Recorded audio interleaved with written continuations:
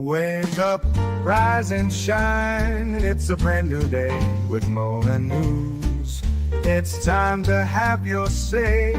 She's got the scoop, the stories, all the latest trends. Mo's got the news, let's hear it. My dear friends, from politics to showbiz, no story's too small. Mo covers it all. She's got the inside call, her voice so smooth, like honey in the summer sun. With Mo on the mic, you know the news is always fun. Mornings with Mo, the best newsy news in the world. With her style so classic and her stories unfurled, from morning till night, she's got us in the know. Turn on your radio, let Mo's newsy news flow.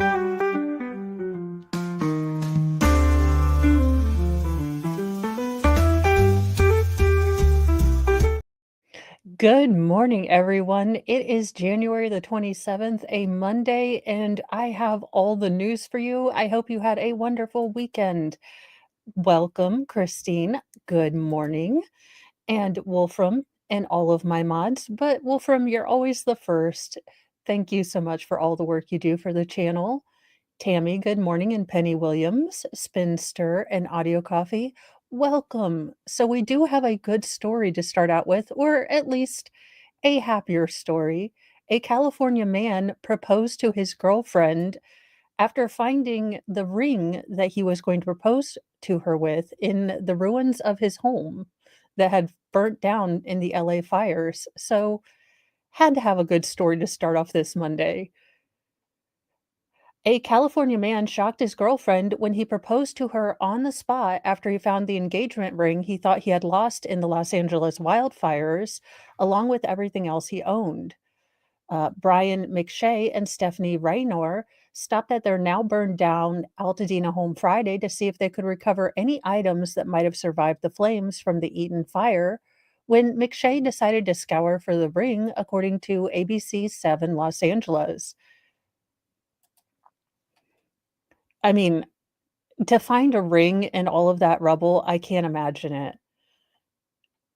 The couple fled their home on January 7th before it was leveled by the Eaton fire, which torched more than 14,000 acres in LA. Now, the blaze has been one in a series of fires across LA County that has destroyed more than 16,000 structures and killed at least 28 people earlier this month.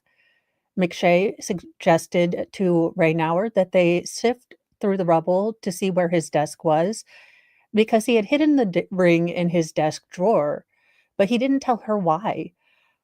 Quote, I was thinking, well, maybe the stone can survive and we'll find the little stone. I thought the ring was going to completely disintegrate, he told the station. Still, McShay went looking for the shiny object. So we're digging around where my desk is, again, just looking for a stone. Man, I really didn't have a lot of hope, he told the outlet. But you just brush away some rubble and there's this little ring, and you pick that up and it's actually a washer to something. And this happened like 4 times. Then you pick it up and there's a little diamond. Now, McShay, who before the fire had planned to propose in the near future, couldn't wait and popped the question right there where their house once stood.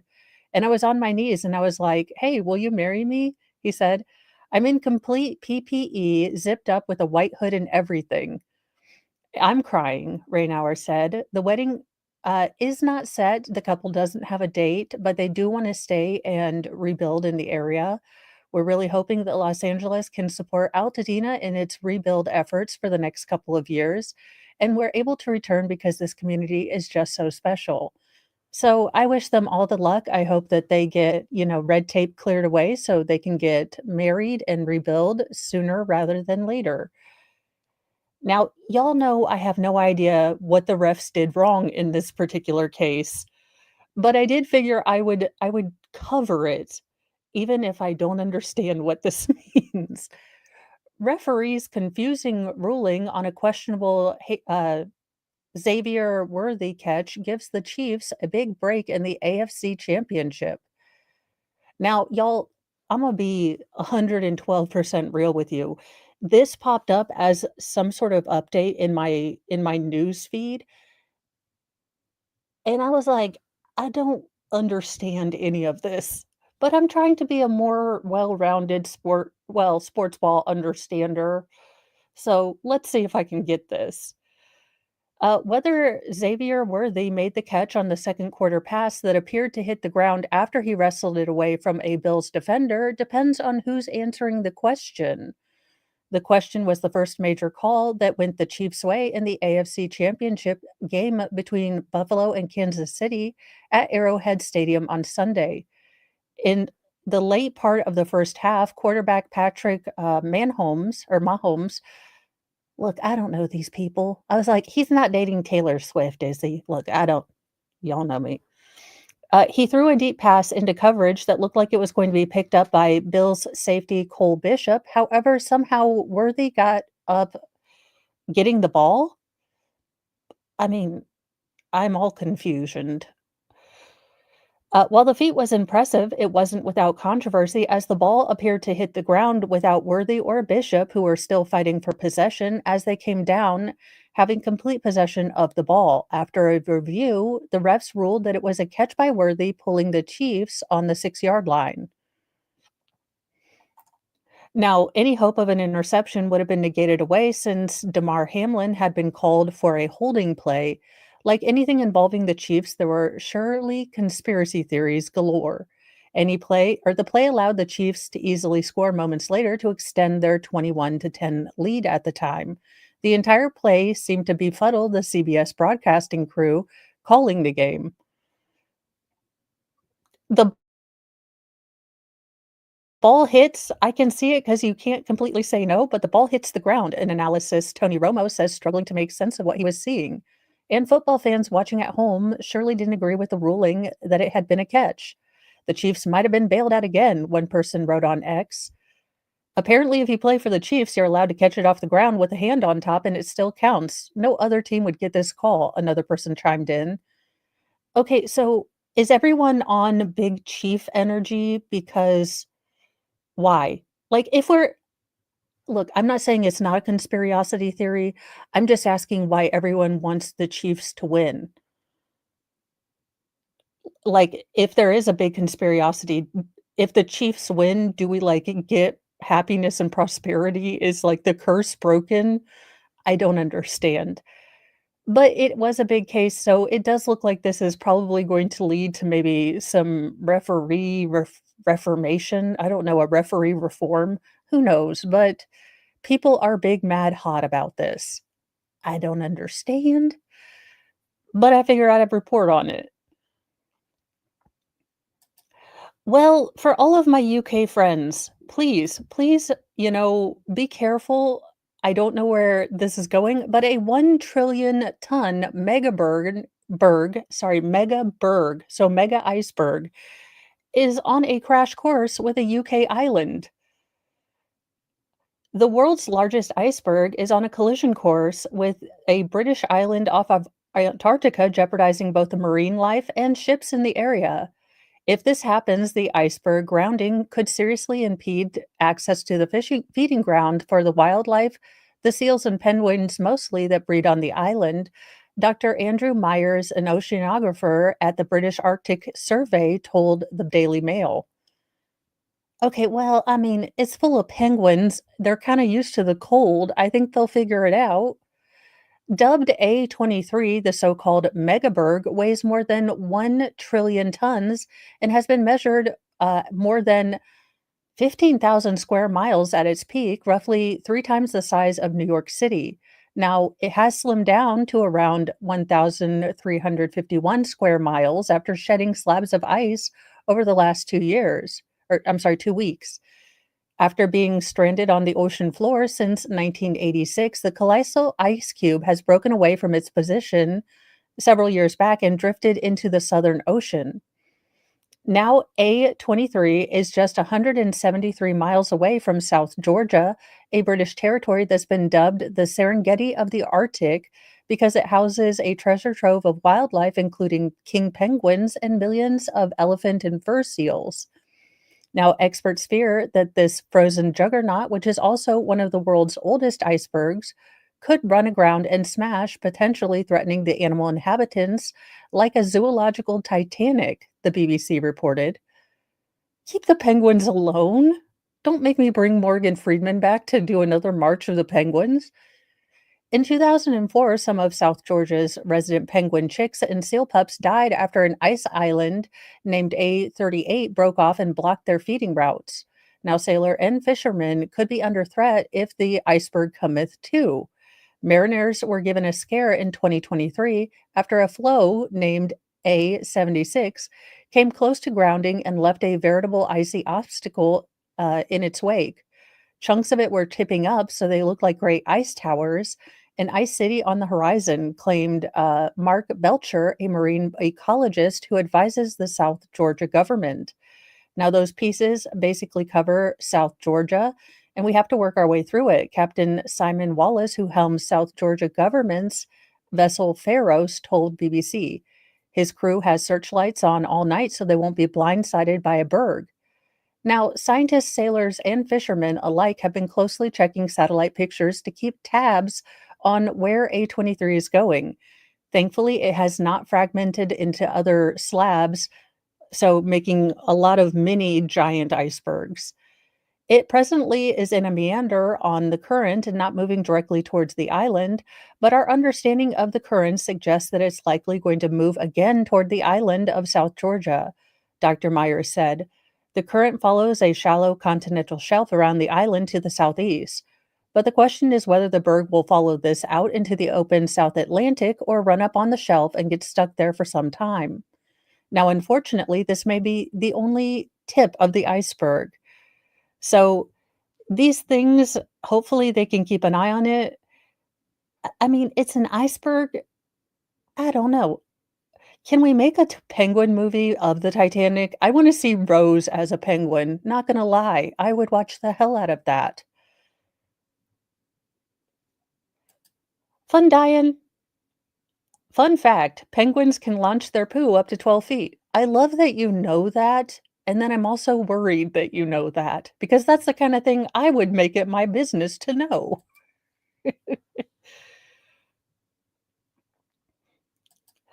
I have no words for this. How in the hell are you gonna steal a robot with some googly eyes? How the hell are you gonna steal, cute cat Wally over here? Evildoers, I will go to bat for cat Wally over here. Do not test me. That is a good question, Lexi. I would hope that Penguin Rose would realize that we call kind of have called her on that, and she'd make a better choice. She'd realize 2 people can stay on that door. A Californian pho restaurant, their workers stopped a would-be thief from kidnapping an $18,000 robot coworker. I I have so many questions about this story, but let's continue because why wouldn't you? Faho kaha that. For that, New York Post, you get a sticker for your puns today.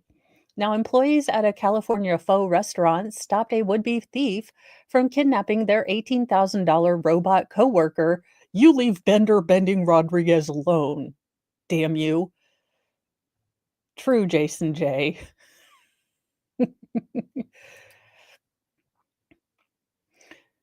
uh, to load a mechanical server into his car.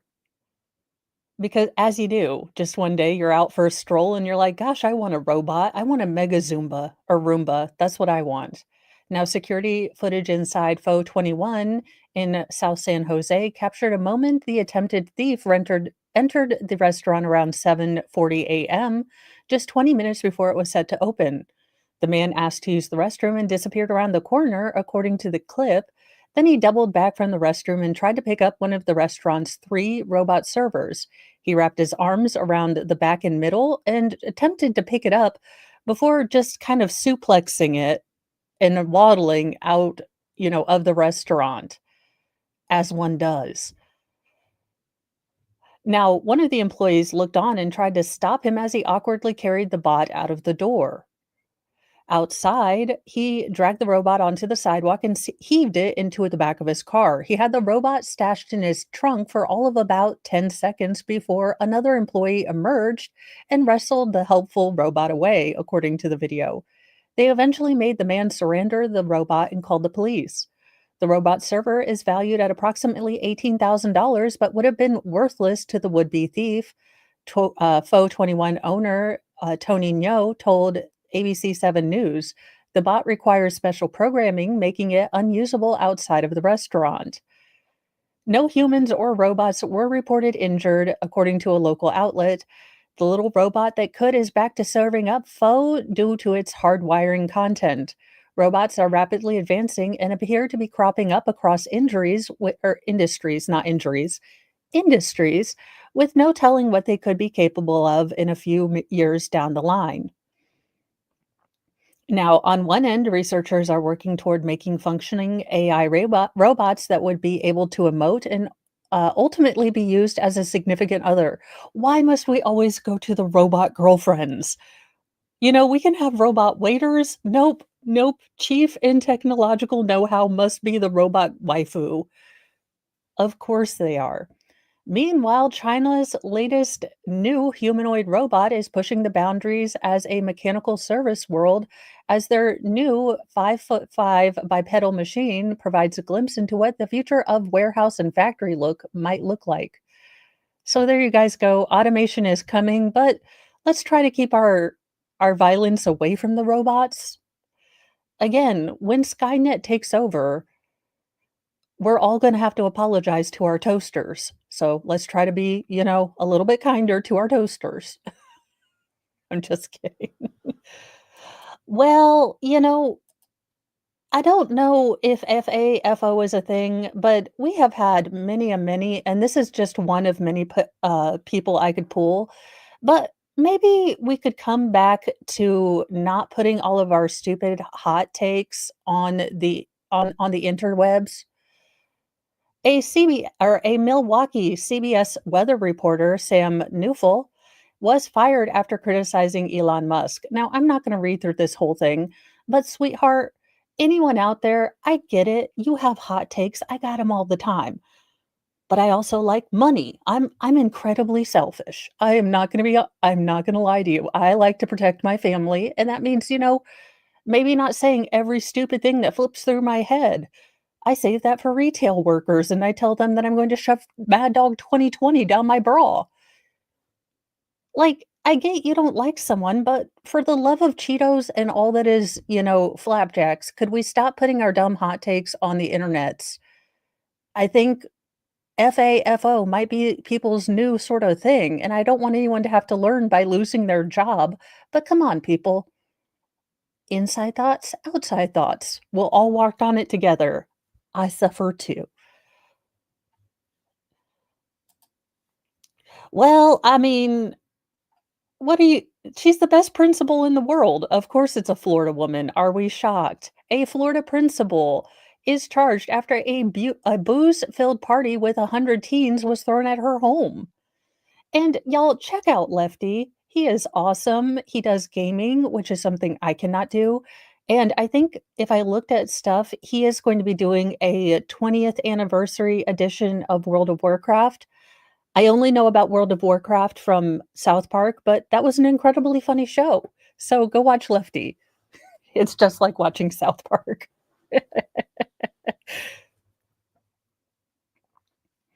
Yeah, let's see. Oh, this teach oh no. This is the friend teacher. This is the friend mom from Mean Girls. Hey girlfriends, what are we doing? Are we gonna go get high with our boyfriends? This is that mom. How the hell is she in real life? A Florida elementary school principal who once earned Teacher of the Year honors was arrested Friday after a raucous house party where 100 teens allegedly downed booze, was held inside her home. Roosevelt Elementary School principal Elizabeth Hills Brogdon and another teacher, Carly Anderson. You are so welcome, Lefty. And the shadow box is getting up there. Awesome. You guys are so awesome. I am so jealous. I totally want to get a helmet and do the shizzy thing. I am not gonna lie. Once I fill up the shadow box, we might go to stickers and a special helmet because that's pretty funny. Why didn't I think of a helmet? My husband would probably be so happy if I didn't injure myself all the time just walking. So 2 teachers walk into a house and have a booze party with a bunch of kids. So, the other teacher was Carly Anderson, who apparently works at the same school. Now, they were both charged days after the wild bash on January 19th was reported to Cocoa Beach police. At least some of the young partiers were drinking alcohol they got from coolers inside the home. One youngster even suffered a medical emergency tied to drinking, WJXT reported. When EMS first reached the scene with the sickened teen, Hill Brogdon, 47, allegedly turned all the outside lights out and scurried into her home. You Oh, hell no. Oh, hell no. You wanna be the cool mom, you wanna be the fun mom, you wanna be the one that, like, "It's safe to drink if they're at our house being and I'm being responsible." Well, no, no, you dumb heifer. If you're going to be that parent and you make that choice for your kid, fine. Do whatever you want to your kid. You wanna, maybe establish, safe drinking culture or whatever you wanna do with your kid, but how fucking dare you make that choice for every other parent? Because kids don't know any better. They're gonna see a bunch of kids drinking, and they're not gonna know the danger signs, and you about cost someone their kid, you disgusting woman. And to know that there was a medical emergency and you turned off the lights because you are scared of what was gonna happen, ugh, just ugh, ma'am. Now, first responders were forced to use auxiliary lighting from their own vehicles to help the children. Meanwhile, another teen was arrested for driving under the influence near the home, according to police. Anderson, who is 45 and a third grade teacher, approached authorities intoxicated and told officers that she was a teacher and at the party, WJXT reported. Now, both educators were placed on administrative leave for now, Brevard County Schools told the station, as they should be. Quote, "We're extremely troubled by these accusations and are fully cooperating with Cocoa Beach Police Department. Our commitment to student safety remains our top priority," the district said. Now, Hills, Brogdon, and Anderson were charged with child neglect, contributing to the delinquency of a minor, and the principal was also charged with violating an open house party liquor law rules. Both were released after posting bond. Now, Hills Brogdon started as principal at Roosevelt Elementary School last May after working for the district for the last 23 years. She was previously a teacher, then had stints at a pair of elementary school as an assistant principal, according to her bio. I am okay with it. I am allowing it. But here's my bigger problem. So not only you could have been responsible for all of those teens driving home and running into someone.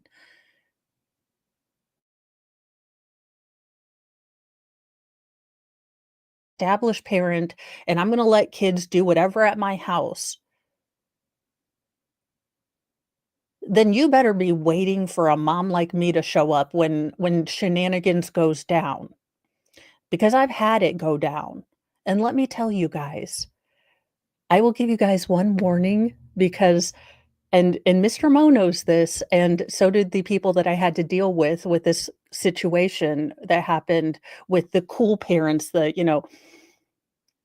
when I start talking like this, when I get very clipped and I explain what will be happening in the next 2 hours if what I need to be done doesn't happen, be scared. Like, when I start talking like Liam Leeson from Taken, do not fuck with me, okay? And that is the voice like, Mr. Mo walked into the room, he heard that cadence, and he was like, "Oh, fuck the hell no." Now, I have not pulled out that cadence very much in my life, but you put my babies in danger, that's a no. That is a absolute hell to the no, and I am being kind by explaining to you what I am legally within my rights to do and giving you a chance to remedy things. Oh, y'all, let me just tell you, like, I have never been that angry, but I got this big old sense of calm because usually, like, you guys don't know, I will avoid left-hand turns on the freeway to avoid confrontation.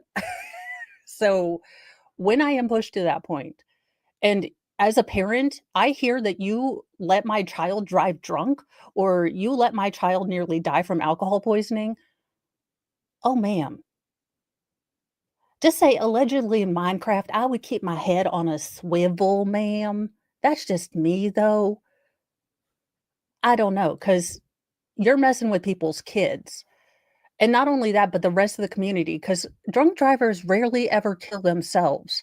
But they sure as hell kill, the people walking their dogs or the people riding their bikes or people just needing to go to their church. Just absolutely no. Oh, she's been awarded Teacher of the Year during her career. Quote, "Students, family, and staff are very close to my heart. I enjoy what I do," the teacher wrote in last year's message to students and parents. No, uh, go to jail without, bond. Get away from me. And a better story from Florida, although, sweetheart, you 15-year-old, you did your best. A 15-year-old girl saves a classmate from a fire, but says, quote, "I really should have done more after three others pass away in the blaze." Sweetheart, you did the best you could. You're a hero. Maybe it was their time. Don't hold this on to yourself. Seriously, it'll break you. A 15-year-old girl is being called a hero after saving a classmate's life from a deadly burning fire. On Thursday, January 23rd, the Key West Fire Department and Police Department responded to reports of a fire in a building on Emma Street in Key West, Florida. Three people unfortunately passed away in the blaze, including a 7-year-old child, while three other children were taken to Kendall Regional Hospital. The City of Key West Fire Department arrived on the scene within minutes, according to NBC affiliate WTVJ, by which time a high schooler, Ashley Dorval, had already saved a young boy. Quote, "I came outside and I heard a big pop. There was a little boy lying down on the floor, and we, my uncle and brother, we all dragged that little boy out of the house. He was burning up and shaken on the floor on the grass," Dorval told WTVJ. The teenager continued saying, "I really should have done more. I went inside that house, just say, forget it, then go inside." Having saved herself and a classmate, Dorval confessed that she struggled with the thought of being unable to help anyone else. Quote, "It's called survivor's guilt. After you just got done experiencing stuff like that," she told the news station. Now, Key West's fire chief, Alan Alvaret, told the outlet that his own team seems similar in a way. "It's very tough," he said. "My guys are a strong bunch of men and women, but it hits them hard." Now, people reached out to Key West Fire Department, but did not immediately hear back. ABC affiliate WPLG reports that the building was a three-bedroom unit in a public housing building. Five people were stuck inside the home upon the fire crew's arrival, per CBS. Officials confirmed to the outlet that the smoke detectors in the home were working when the incident started around 7 p.m. on Thursday. Now, neighbor Alvina Covington told CBS that she saw one of the boys jump out of the window and one of the girls escape the house. Another neighbor recalled seeing a girl run and shout that her parents were still inside. Now, CBS reports that fire officials believe that the fires started in a downstairs section of the two-story building. The three surviving children are each being treated for burns and smoke inhalation. One of the victims was in critical condition as of Friday.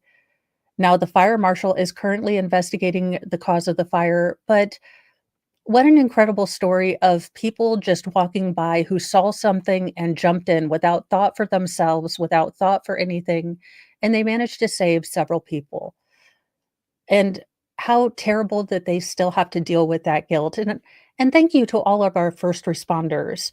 I know I say this a lot, but you guys go up on scenes that I think would break most people. And you guys show up on the worst moments of our lives. I mean, I've called 911 and thank goodness, all of those situations have been resolved, but you guys are truly coming in to the worst moments. of someone's life, and you're there and you're a lifeline, and thank you so much. I know there's good cops, I know there's bad cops, but everyone that I've had to work with has been pretty good, so thank you. Thank you so much. Eh, I no, you're not getting second breakfast. You don't need second breakfast, no. Now, I'm gonna need Lord Chippy attendance because these parents done pissed me off.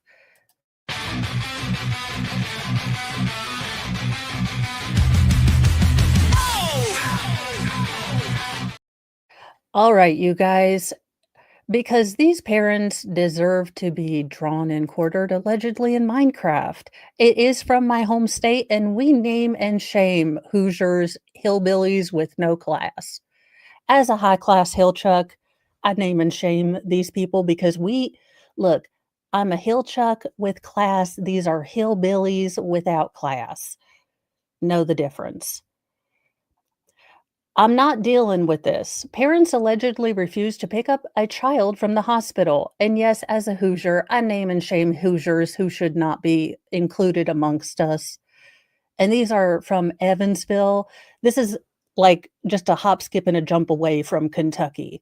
So I say no more because I like Kentucky and we don't claim them. Neither of us do. Two Evansville parents are in custody after parents say their child admitted herself to the hospital on Saturday, but they never came to pick her up, leaving her there for several hours. Authorities say that the child admitting to, an alleged mental health breakdown, and it was said that the child bit her mother, Amanda Omsen, during a physical altercation. The child was transported to the hospital by herself for a mental health evaluation. Now, after several hours, hospital staff says they attempted to make contact with the mother and stepfather of the child, but they got no answer. Now, hospital staff said they eventually made contact with the mother around 10 p.m., and it was said that the conversation was agitated and an argument ensued about who was coming to pick up the child. Now, the mother allegedly told the staff, "I'm not dealing with this ish tonight," and hung up. Now, officers say they made contact with Osmond and the stepfather at their residence. Now, she claimed that she was first notified by hospital staff that her daughter was ready to be discharged at 2:52 a.m., but had no proof. Huh, these two not having receipts, I'm shocked. It was said that both parents had gotten drunk and passed out during the time the child was at the hospital. Can't imagine where her mental break is coming from. You sweet baby. God, I wish it wasn't so hard and we didn't have to have so many regulations, but there are so many people that would love on kids like this that wanted their entire life to have kids, and you've got parents out here that treat their kids like garbage, and it just pisses me off. I can't imagine why this kid's struggling, you 2 stellar redecks. Now, they were both arrested and charged with neglect of a dependent and were booked in Vanderburgh County Jail and have since been released. Let's get these glamour shot mug posts. Yeah, I'm not confused why you're here, but you sure seem to be, mister. Ugh, just ew. Uh, well, now, y'all, if you would like to, freeze your face, make sure you're getting good Botox and real Botox. Now, I don't know how you check Botox as a I'm not a doctorologist, but make sure you're not getting fake Botox because honestly, knowing my luck, I'd end up with like shocked on one side and sad on the other. This is why I don't do this. A New York anesthetist. Look, a New York guy who gives you Botox, Joey Grant Luther's cheap prices raised eyebrows as the specialist was busted for allegedly injecting clients with fake Botox. How do you fake Botox, and what the hell did he just inject into you? That's Windex. I have seen this plot from an early 80s movie or 90s movie called The Death Becomes Her. We don't do this. You don't fuck around with it. They are so utterly outraged, disgusted, and profoundly horrified, they're almost frowning. Frozen faces are freaking out over the arrest of uh, that guy. Look, I can't say it today. Anesthetist Joey Grant Luther. Again, if this guy is this coiffed, maybe it's just me. Maybe I have weird people profiling, but this man deeply unsettles me with just the amount of time he takes with grooming. I don't know, he seems deeply unsettling to me. He reminds me too much of a Ken doll, and I would not trust him to do anything to my face. Now, he has been accused of injecting people with counterfeit Botox from China, causing them to experience difficulties swallowing, heart palpitations, slurring of speech, just to name a few. Yeah, I don't know why, because I am noticing it. I am not sure. Now, according to court documents, also, where do you buy counterfeit? No, I'm not asking questions. Now, Luther is allegedly not authorized legally to administer Botox, which is what we hear from former clients. And that was not made clear to them. One taut faced former client tells us they allegedly got double vision after getting jabbed by Luther and spent thousands on CAT scans as well as an MRI and specialists to try to get to the bottom of the problem. The issue eventually went away and the client went back to Luther. No, come to the front of the congregation because I need to explainarate this. Injected my face, got double vision, paid a shit ton of money to go to an MRI, and then you've got that. All right, let me see if I can take some of the tabs that I've already done down, so that might work. But how and why are we are we pumping our face full of stuff going back after that? Also, yeah, no, I am not going to someone's looks like den to get Botox. I don't care what kind of cool lamps you have. That's a no. Luther, the source, uh, you know, so they went back to them and got the same issues, then called Luther back, and he never heard back from him. Interesting. Another client says that the scandal is rocking the gay community, which is at the heart of Luther's client base. Oh, he was so charming and nice, he seemed normal, a former client says. Everyone is totally shocked. We were told part of Luther's appeal was his prices. It was cheap considering that, says a second source, he would do $300 for one area, but if you're going to a top person, it's way more than that. Well, I mean, he has his glamour shots. Okay, again, you show up in a I have a lot of questions. But I also would consider doing Botox with a shirtless guy, so I don't know how I feel about the sterile field in this particular situation. Does he do bingo arms? Asking for a friend. Well, Luther, was an anesthetician and could perform procedures like laser and facials. He was allegedly not allowed to administer Botox because he did not have the proper license. As one top injector bluntly stated to page 6, he's not a doctor, he's just some guy. Now, Luther 54 was busted by the feds this week, the Post reported, charged with wire fraud, smuggling, and other crimes related to misbranded and counterfeit drugs.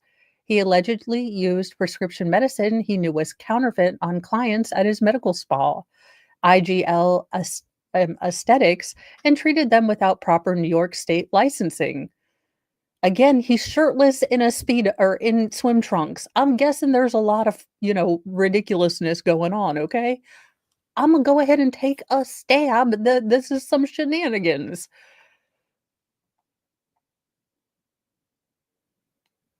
I hate that sweater so much. What in the age of Voltron is this crap? It's a members only jacket that made love with Oh god, this is just a horrible thing. And he chose that. He paid that money to buy that horrific members only monstrosity from the '80s. Oh. Now, according to a release put out by the U.S. Attorney's Office, Southern District of New York, one victim was diagnosed with botulism toxin after going to the hospital for double vision, lightheadedness, difficulty swallowing and chewing, palpitations, and, slurred speech, as well as being unable to lift her arms and experiencing weakness from the waist up. Now, Luther was released on Wednesday with a $100,000 bail secured by his second home in Miami Beach. The U.S. magistrate ordered Luther to released on the condition that he's surrendering his existing license, which was barred. He was already barred from getting these Botox treatments, but he is no longer allowed to practice as an anesthetist at all.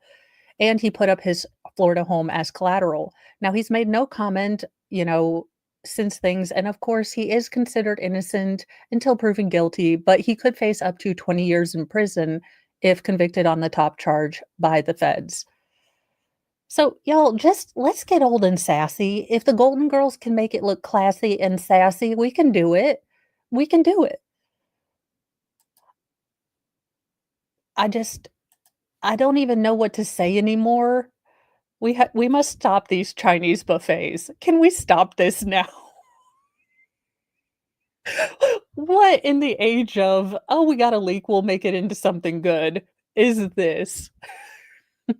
An uncanny koi pond installation, uh, spotted on the floor of a restaurant, diabolical.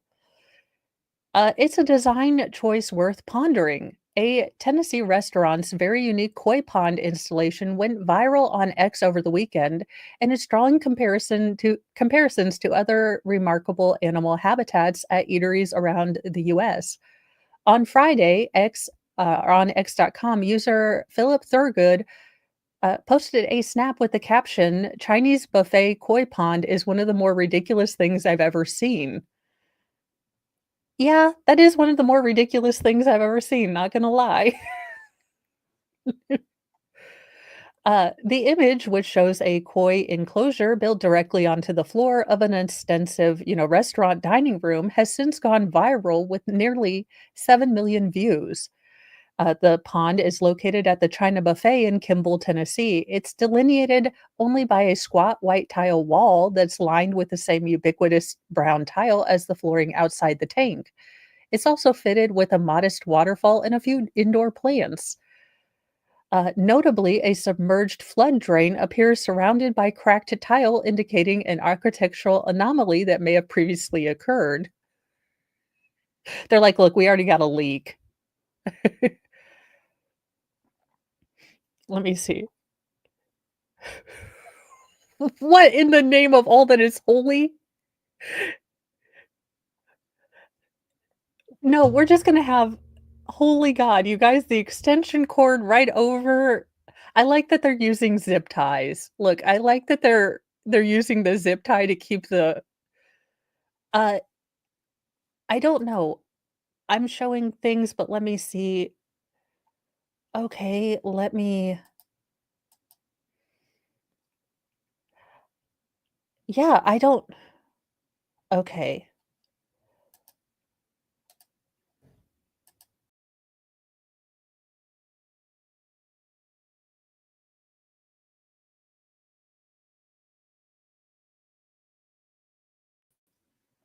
Alright, am I back? Trying to get this to go. Alright.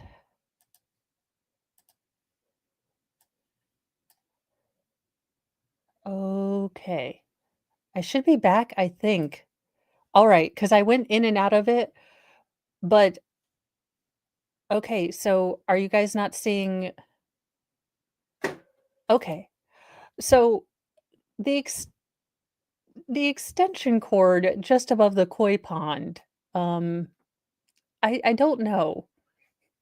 Now, several ex-users debated the whimsical restaurant feature, adding their own theories about its inception and similar installations at their own local Asian American eateries. I see Indiana and Tennessee mentioned and would like to confirm that this is a common sight in Kentucky as well.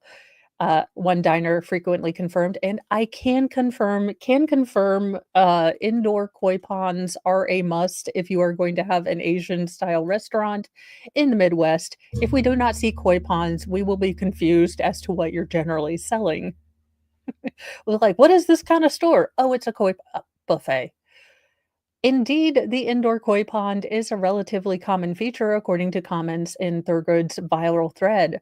Local Buffet has what we call a koi saw trap, one shared alongside a frightful image of a ground level fish tank with a live power strip dangling mere inches above the water.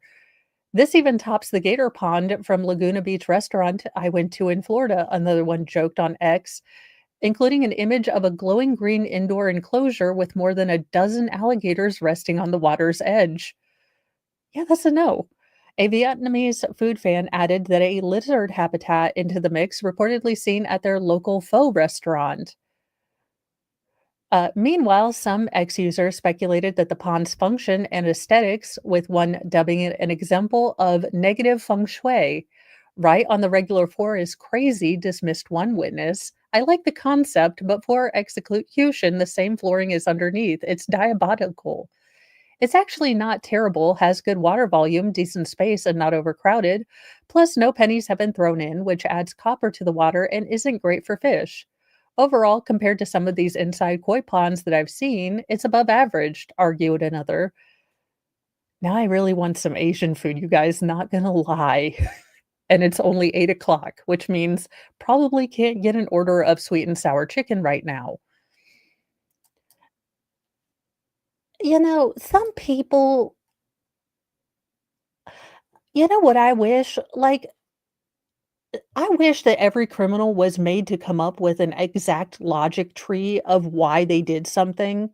I mean, because all of these things are so stupid. Some of these people do things for such dumb reasons that I wish there was a grand conspiracy, or we always had, like Sarah Boone thinks, some grand, giant Samsonite to kind of trap people. But sometimes life is just so cheap at for some people, and it's just incredibly sad. We kill them. Man who helped girlfriend kill her grandparents because, quote, she wanted them dead, learns his fate. It's cold. Let me just help you out here, sir. I am a psychic. I can help you. It's Snake Island. That's what it is. How about that? An Oklahoma man was sentenced for killing his girlfriend's grandparents, then burying their bodies in their own backyard. Lucas Anthony Walker, 22, was sentenced to 35 years in federal prison for the murders of Deborah and Larry Dutton, the U.S. Attorney's Office announced Friday on a press release. Now, Walker pled guilty to 2 counts of second-degree murder. The victims were murdered in their home in Dewey, about 50 miles north of Tulsa, on December 19th, 2022. Their bodies were found the following month in their backyard, as reported by Andy Dossett of the Bartlesville Examiner Enterprise.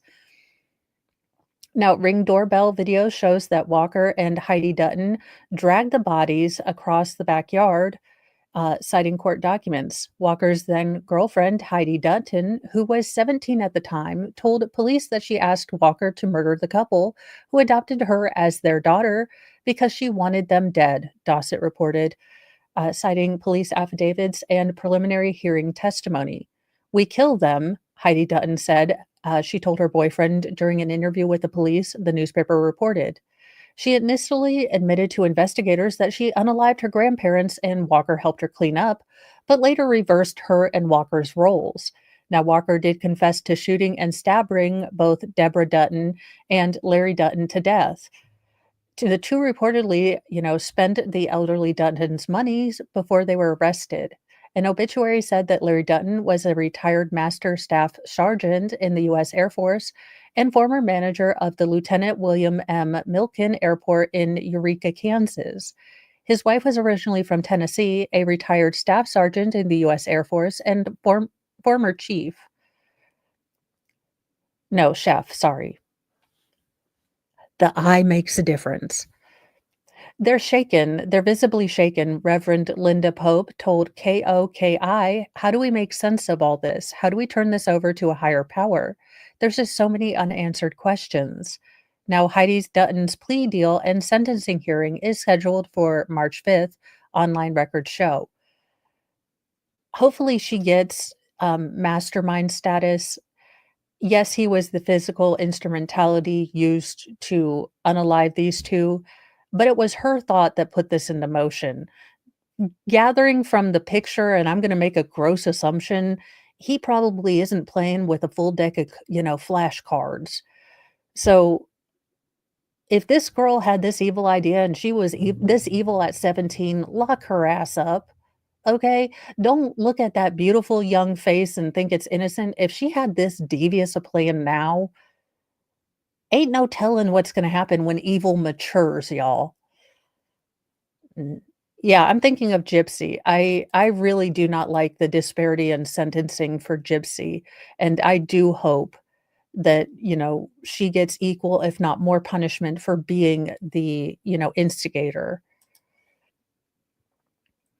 In All the Hell No, and this is how you know we are in the end times, you guys.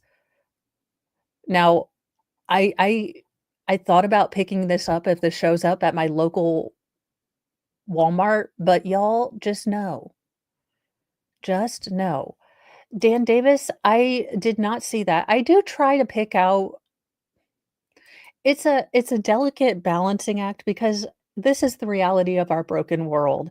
So I do try to pull things, and a lot of times, unfortunately, with my big heart, desire to keep kids safe or to shame, people that hurt kids and other people. So I may have seen that and just not pulled it up, but I did not see the one about the landlord that shot their renter for turning up the thermostat. Just absolutely ridiculous. Now, you guys, maybe for my 5,000 stream, if I find this at my Walmart, but probably not, you guys. I am more willing to try the s'mores ramen noodle cup of noodle than I am to try Skyline chili flavored ice cream. Because all of the hell no. Like, we need to wake up, Superman, Captain America, all the cool people from Fraggle Rock, we all need to go on a quest to Mordor to throw this into the fire, okay? This needs to go into the fires of Mount Doom. Ohio-based ice cream brand Grater's Ice Cream announced Friday, January 24th, that its newest flavor, Skyline Spice, is a collaboration with another Cincinnati icon. Skyline Chili. Quote, this wacky yet wonderful creation combines Grater's handcrafted French pot ice cream with oyster crackers and Skyline's signature chili spice mix, offering the best of both worlds for those beloved Cincinnati, flavors. How high are you guys? No, who is pregnant that decided this was a flavor?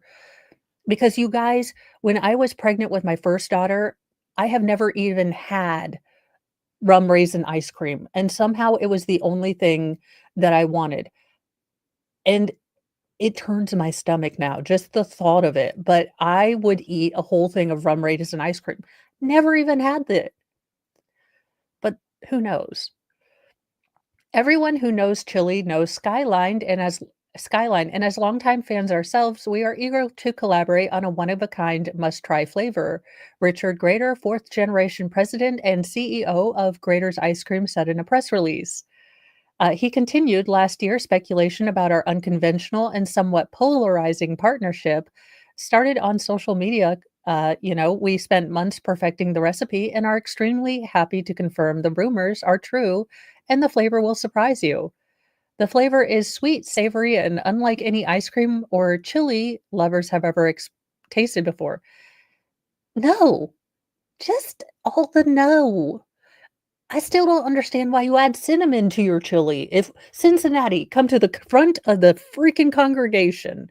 Why do you add cinnamon to your chili mix? It doesn't make sense. The first time I had Cincinnati chili, I thought I was eating pumpkin spice bread. I know that's a sin. I know I live way too close to Ohio to say this, but no, I like my chili like a Texan. I get it's Greek, but look, I am not a fan of cinnamon. It's the exact reason I really don't like pumpkin spice lattes. I'm just not a cinnamon chick. So, ew. Now, Skyline Chili is known for its secret recipe and unique products, including a three-way. The three-way for chilies, Skyline chilies, is a signature dish that includes steaming spaghetti noodles covered with chili and mounted with cheddar cheese. Now, Skyline Chili has never done a dessert collaboration before, Dick Williams, the chairman and CEO of Skyline Chili, said in a release. Grater's Skyline Chili Spice ice cream has the heart and soul of both mid-loved Midwestern brands in every bite. Grater's Skyline Spice ice cream will be available for a limited time at Skyline restaurants, Grater Scoop shops, as well as select Kroger's throughout Cincinnati, Ohio. Let's see, Cincinnati, Columbus, Indianapolis, and Louisville, starting January 27th. Well, I guess I could go to Indianapolis, but do I really wanna drive all the way to Indianapolis for an ice cream that okay, chat. I just had a thought, but I would be an incredibly mean mom. Now, I would like to explain to you what I just had my thought about, and I could be the meanest mom ever. Now, I rarely get ice cream, but when I do, I get the small little, expensive pint, and I hide that shit. My kids have found it in a broccoli bag, in the back thing. Like, I am so tempted to buy, like, 2 of these and say, "For mom only," and then I'll be able to totally trap whoever stole it. Because when they get with us, like, I'm gonna be profiling. This is entrapment, this might be like Chris Henson, but I am going to find the suspects who keep stealing my ice cream. And thank you so much, Unhung Hero. I know some people really like it. In college, we had a bunch of people from Ohio, and I would, okay, y'all, confession, I was the college mom. Thank you so much. So, everyone was trying to eat ramen noodles, and I was like, "You guys, if we pool our money, I can make us a pot roast." I really was born 470 years old. But I remember the first time I made Ohio chili for my one friend, she was missing it, and I was like, "I don't wanna tell you nothing, but I think I cooked this wrong." I was like, "There is cinnamon in this, and I am sure I didn't mix this up." And she's like, "No, that's how it's supposed to be." And I was like, "Oh, okay." Hey, she got a big pot, and I didn't have to eat any of the leftovers, which I was worried about. Now, fans of Skyline Chili or Grater's Ice Cream who do not live in these markets can still purchase a pint available online for nationwide shipping. So maybe I'll buy one online and we'll eat it on my thing. On X, an early review of the product insisted it was good. Don't hate, it's delicious. Tried it last night. Can't wait to try it with hot sauce. Okay, I don't know. Congratulations to my friends, said Brandon Cole, president and CEO of Cincinnati Regional Chamber. The best collaboration in Cincinnati ever. Two of the city's favorites, the most unique and delicious ice cream combo I've ever had, just missing the spaghetti. One account for Bengal Jim and Friends, a tailgate hosted by the Bengals, superfan Jimmy Foster said. Now, rumors of a Skyline chili flavored ice cream began swirling in October when a listing was found on Kroger's website. At the time, President J.D. Vance, a Cincinnati native, posted on X that President Trump and I will stop this. Okay, you keep saying good things like you're going to do it, but you didn't stop this, your president, vice presidentness.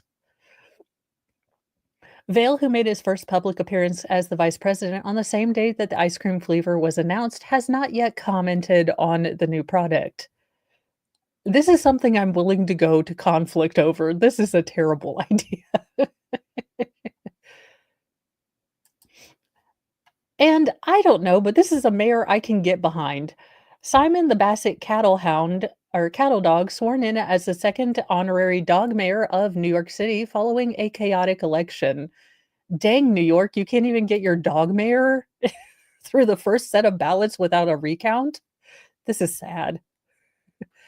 Simon the Basset cattle dog was sworn in as the second honorary dog mayor in New York City on Sunday afternoon, following a whirlwind of an election drowning in a bizarre cryptocurrency drama. I'm grateful, as is Simon, for the opportunity to use this platform for the next 2 years to promote animal fostering and adoption in New York City, as well as to raise awareness and fundraising for all the amazing organizations on the ground already doing this work. Sophie Verschbo, Simon's owner, said in the puppy's inauguration speech. Now, Simon was dressed to the nines for his swearing in ceremony, padding in front of City Hall in a winter coat and office tie. Where is the dog dressed? Oh my bobbins. This is the cutest damn thing I've ever seen. That's it. I'm moving to New York. Thank you, Unhung Hero. The election was rough. Hey, I love me a dad joke. Thank you so much, Unhung Hero.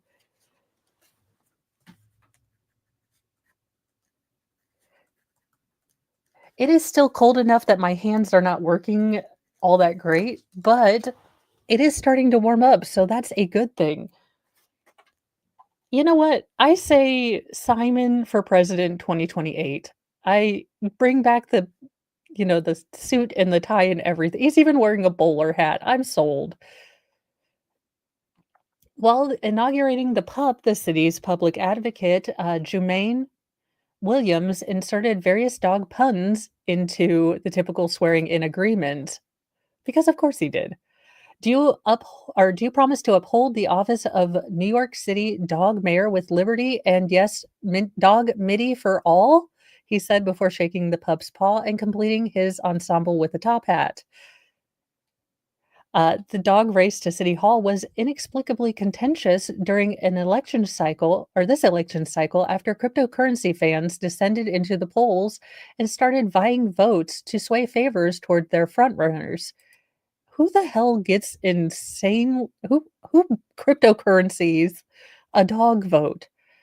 Now, the crypto users all backed mayoral candidate Bertram the Pomeranian, and the community latched onto the pup and devised a Bert coin, going so far as to offer financial incentives to buy votes for Bertram.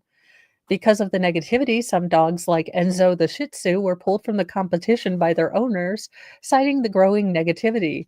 So the competition wasn't as stiff, which allowed Dapper Simon to climb into the polls. But, who the hell gets this deep about a dog contest? Now, Bertram would lose to Simon in early November during one of the final rounds, cinching the election for the Hound. Bertram was then appointed to deputy mayor, but he unfortunately passed away before the elections wrapped up. Instead, Pepper, the mini chocolate dachshund, was appointed and inaugurated alongside Simon.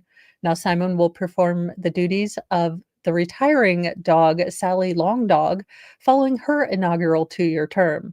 Sally leaves behind an incredible legacy of activism and earnestness and lethargy, quipped dog mayor organizer Stefan Calbria. A total of 15 dogs from around 5 boroughs participated in the second biannual election. Yes, one of the pups passed away. So that's sad, but a fun story, and honestly, I trust him as mayor of New York City more than I trust the current one, so, I mean, I'm okay. And in our final story, because he looked like Dingus and he's their survivor, we got this. A resilient cat abandoned in frigid temperatures outside survives 24 hours stuck in a backpack left outside. You should be drawn and quartered, whoever you are, the human equivalent of a shart. Whoever did this, just, you're a turd. A cat in Indiana. Daggone it, Indiana. Like, I'm trying to do my work as a Hoosier to bring people into liking us, and you just have to keep effing up, making us look ridiculous. Is looking for a loving home after being abandoned by his former owner in a backpack outside the local animal shelter, former location. So not even the animal shelter, but where the animal shelter used to be. On Thursday, January 23rd, the Humane Society of Fort Wayne Animal Shelter in Indiana announced on Facebook and Instagram that a resilient black cat had been left in the cold outside the shelter's old location. As Humane Fort Wayne noted on social media, the cat, now named Mr. Satchel, was abandoned in the winter weather inside a backpack outside the shelter's former location. Now, the temperature in Fort Wayne, Indiana, is currently around 20 degrees. Mr. Satchel sat outside the Humane Society's old location, stuck in that backpack for about 24 hours before shelter staff members discovered the cat, cold, terrified, and alone, covered in his own poo poo. But now he is in safe hands. Our medical team attended to him right away and we're relieved that he didn't show any signs of frostbite despite the frigid temperatures. Mr. Satchel was clearly shaken after being abandoned by his owner. He wasn't eating well and had an upset stomach, but that hasn't stopped his love for people one bit. In fact, Mr. Satchel cares more about head scratches and attention than food. This is Dingus's brother. This is Dingus's brother because that is Dingus. And he's got the little football things. Okay, we cannot have any more cats. We cannot have any more cats. Mr. Moe said no, but he's Dingus's brother. Look, I'm gonna have to tell you guys who wins this particular argument. It's probably going to be Mr. Moe, which is, again, why am I not allowed to really go to animal shelters and volunteer, because we'd have a cat plantation. We'd have a cat plantation where our population can grow. I know, it's the socks too. Look, no, Mo, focus. In photos shared by the shelter, Mr. Satchel eats food and gets cozy on a blanket. Humane Fort Wayne shared the cat is roughly 5 years old and enjoys getting pets, sitting on your lap, and even some Temptations squeezable treats. The shelter wrote, "He has a resilient spirit and sheer love for humans, truly bringing us to tears considering all he's been through. This loving boy needs a home right away. If you're ready to open your heart to a kitty with an unbreakable spirit, come meet him today. We know he'll fill your life with endless love and head boops." In a comment underneath the images on both social media platforms, the shelter reminds locals that it is unlawful to abandon animals anywhere, even at animal shelters, without having spoken with a staff member first.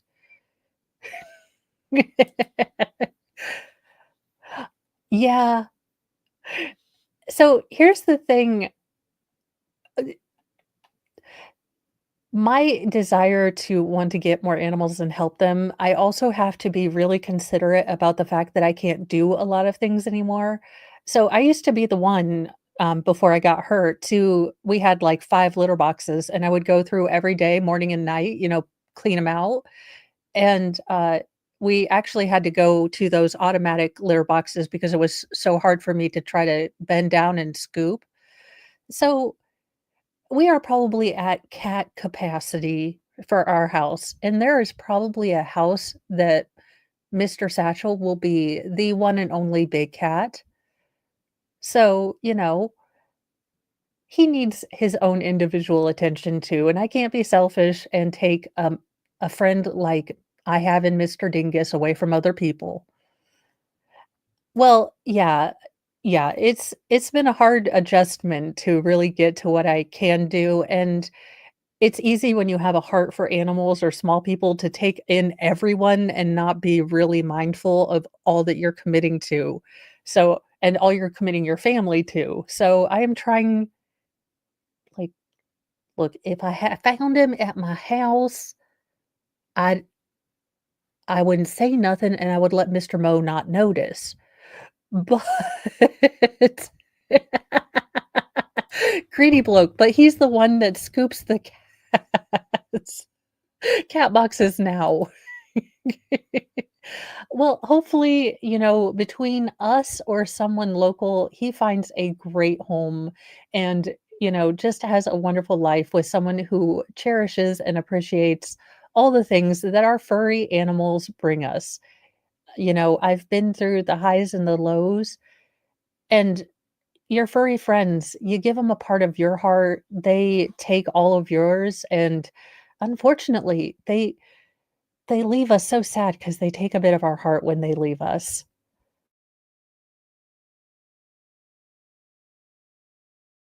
Mm. To be honest, though, you guys, I'm coming back as a cat that gets dressed up by his elderly weird user or lady. Anywho, I do need an assistant. Well, on that note, I miss you, Friberto, and it's been a long time since you went over the Rainbow Bridge, but I still miss you, even though you were a naughty, naughty, terrible dumpster diving, puppy, food stealing puppers. You were still my puppers, and I missed you. I miss you a lot. But we've got Dingus, and hopefully Mr. Satchel will find his forever home with people who love them. Go hug your fur babies. Go make sure they're not in the trash. And if they are eating in the trash, try not to be too mad at them. I will see you guys in a little bit. Have a wonderful, wonderful day. If they actually did what I asked them to the first time, that would be great. And I will see you in a little bit. I should have nightly newsy news tonight. I am feeling better. At least, my brain is on track. My body's like, it's still too cold to work out here.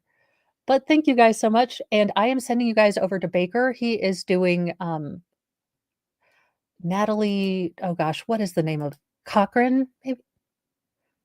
Yes, Natalie Cochran. So day 7, morning, you guys will already be in progress, but you can probably, catch up with him. I am going to run to Walmart and buy all the things that we couldn't get at Sam's Club and lotion. Is anyone else's skin super dry here lately? Because oh my gosh, I'm about just to use corn huskers on my entire body and just be done with it. Corn huskers is an Indiana thing, look it up. It's great if you have really calloused hands. Bye, you guys.